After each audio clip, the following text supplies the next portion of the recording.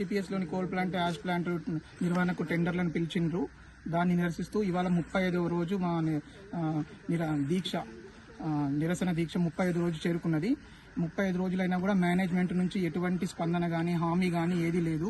అసలు వైటీపీఎస్ని ఎందుకు వైటీపీఎస్ టెండర్లని అంటే కోల్ ప్లాంట్, యాష్ ప్లాంట్ని ఎందుకు మేము ప్రైవేట్ ఇస్తున్నామని మేనేజ్మెంట్ నుంచి ఎటువంటి స్పష్టంగా వాళ్ళ నుంచి ఏది కూడా లేదు.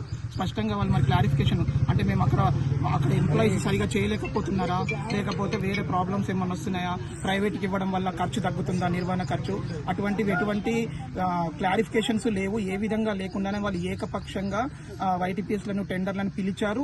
దానికి టెండర్లు కూడా వచ్చాయి. టెండర్లది అంటే 3 కంపెనీలు టెండర్లు ఇచ్చారు. సో వాటి టెండర్లది టెక్నికల్ ఎవాల్యుయేషన్ నడుస్తున్నది. ఇక్కడ 35 రోజుల నుంచి రాష్ట్ర వ్యాప్తంగా విద్యుత్ సంస్థలోని ఉద్యోగులందరూ నిరసన చేస్తున్నా కూడా వాళ్ళకి ఏమీ పట్టనట్టుగా మొండి వైఖరితో ఉన్నారు.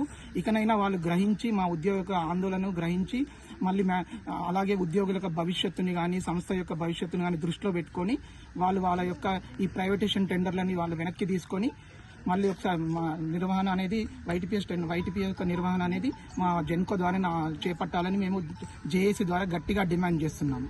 మంత్రి వస్తారు ఇవాళ ఏమైనా మీరు వినతి పత్రం కానీ ఏమైనా ఇస్తారా, సమర్థిస్తారా సార్? అలాంటిది ఏం లేదు. ఎందుకంటే ఇది మా శాఖకు సంబంధించిన ఒకవేళ సంబంధించిన విషయం అయితే ఆయనకి మంత్రి గారికి ఇచ్చేవాళ్ళం. కానీ మంత్రి గారు అంటే మా శాఖకు సంబంధించిన వారు కాబట్టి అటువంటి వినతి పత్రం సమర్పించడం అయితే ఏమీ లేదు.